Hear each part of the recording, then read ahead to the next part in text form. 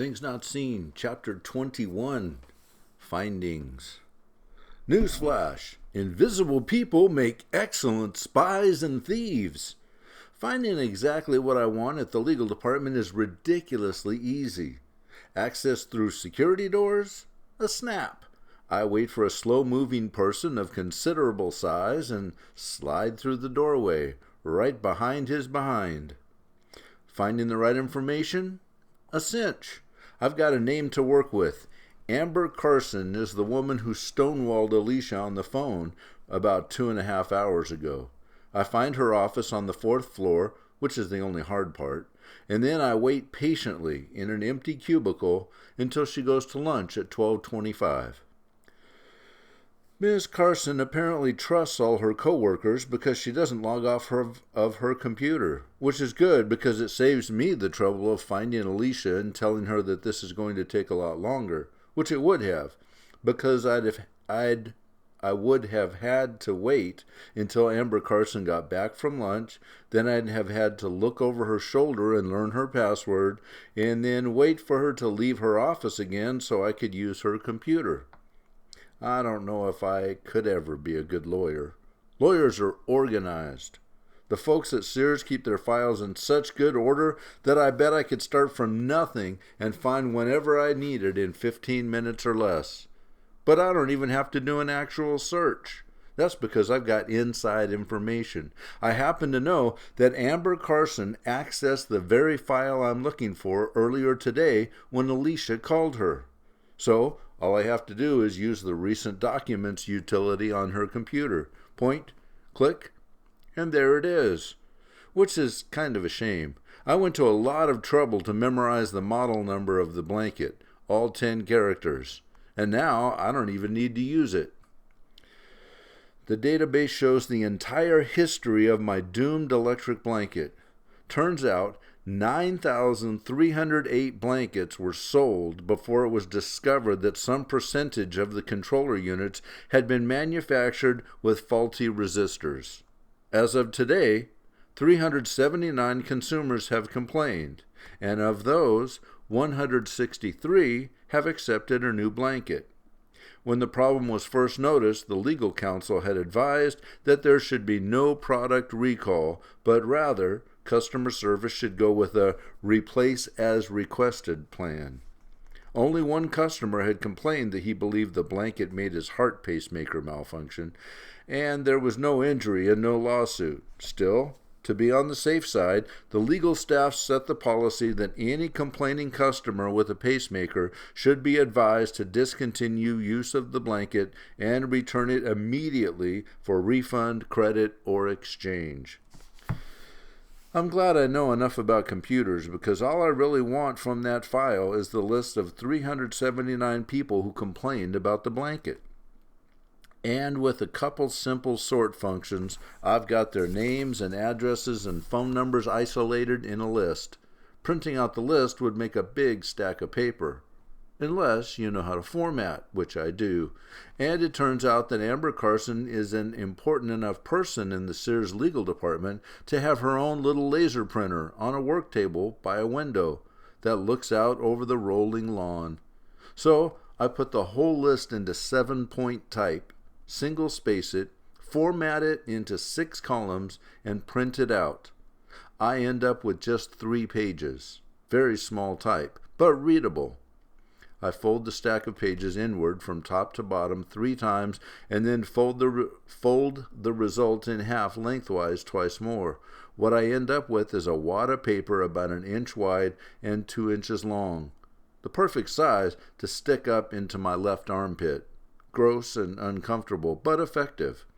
As long as I keep my left arm clamped against my side, the paper is completely hidden. By 12:47, I'm on my way to hunt for Alicia. I could just go to the main entrance and wait for her because that was our plan, but what's the fun of that? I'd rather track her down. I glide through 3 different doors, then down 1 stairwell, along 1 corridor, through 1 last door, and then I'm outside. It's a lot more spring-like in Hoffman Estates than it was in Hyde Park. People are all over the place, eating lunch, resting, talking with friends. They look like creatures who have crawled out of burrows to soak up some sunlight, except for the smokers. There's a little group of them outside almost every doorway, standing around looking sort of defensive. They're not outside for fresh air.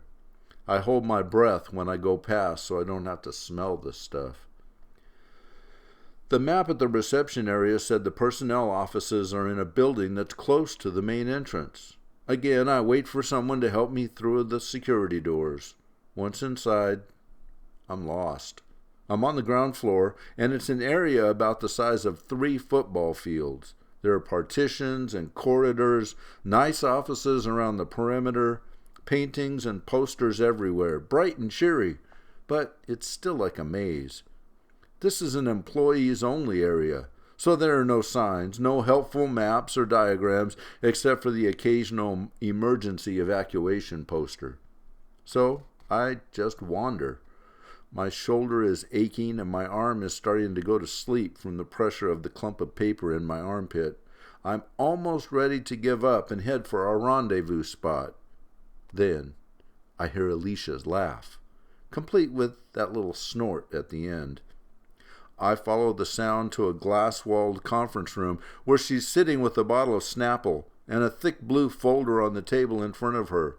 Alicia's smiling and nodding, moving her head to follow the voices of the people at the table. She looks like she could have just graduated from college, with honors, and 3 proposals of marriage.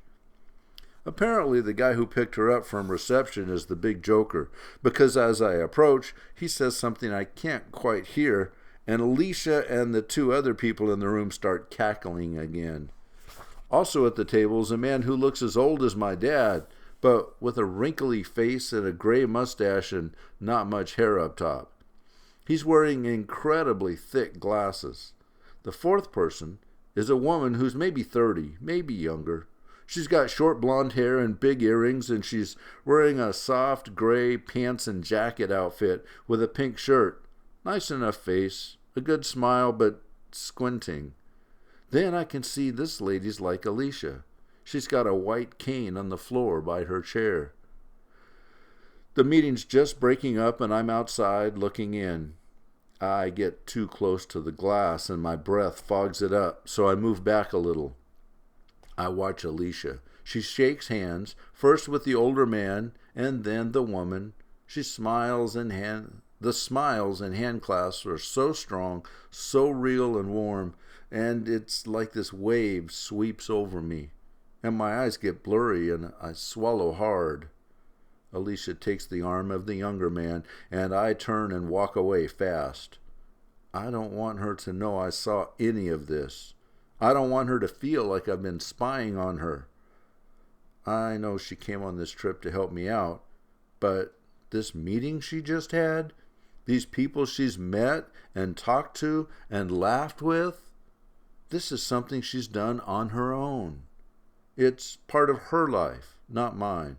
It's got nothing to do with me. I'm in the reception area when Alicia and her guide appear, and I keep well away. Another warm handshake, then he's gone. And the woman at the desk says, "Alicia, I noticed you arrived by cab earlier. Would you like me to call one for you?" Alicia hesitates, so I hurry over and gently tap on her cane. She's startled, but she doesn't show it. And then she says to the lady, "Yes, that'd be great. And be sure the driver knows this is for a ride to Hyde Park in Chicago. Some drivers don't want to go that far. And thank you." "Certainly. We get good service from the local cab company. They'll take you wherever you need to go. There's a bench on the left outside the front entrance if you'd like to wait outdoors. Otherwise, I can show you to a seat inside the doorway." Alicia smiles again, says, "Thanks," and heads for the doorway. Thinking it'll be helpful, I take hold of her cane out in front of her hand. She stops and shakes her head sharply. I pull my hand away, and then I follow her outside. I wait until she's found the bench and sits down. No one's near, so I say, "I got in, and I printed out a long list of names. Can I put it in your backpack?" Alicia nods, swings the pack off of her back, and unzips the main compartment, holding it open. There in the bag, I can see the thick blue folder that she had in the conference room. I glance around, take the list from under my arm, and drop it in. Alicia feels it hit the backpack, so she pulls the zipper closed, swings the bag behind her, and loops the straps back over her shoulders. She whispers, "So, you got something?" And I whisper back, "Yeah."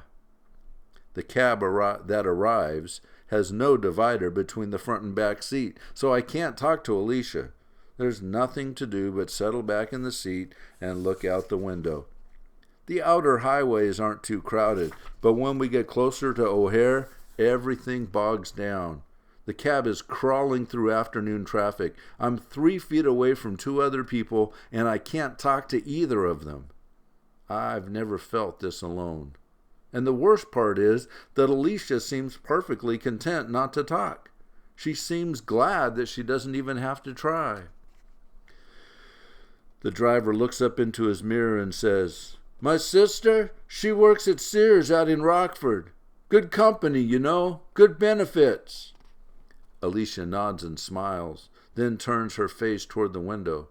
The cabbie makes a few other attempts to get a conversation going, but Alicia just nods or murmurs a little, so the guy gives up and punches up a country station on the radio. It's a slow ride home. It's almost 3, and right on schedule, the cab arrives at my house. I've got the list of names stuffed back under my arm. The driver pulls the car into park and says, "That'll be $58, miss." Alicia pushes her door open and I scramble out. Then I lean back inside and I whisper, "Call you later, and thanks." Alicia nods slightly to me, then faces the cabbie and says, "I'm sorry, I just remembered an errand I have to run. Could you drop me at the big library on 56th Street between University and Ellis?" Because that was our plan. The driver shrugs and puts the car back in gear. "It's your money." Alicia closes her door and the cab pulls away.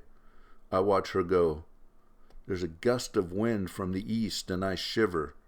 I turn to go inside and I feel like something has ended, or maybe begun, or maybe both. End of chapter 21.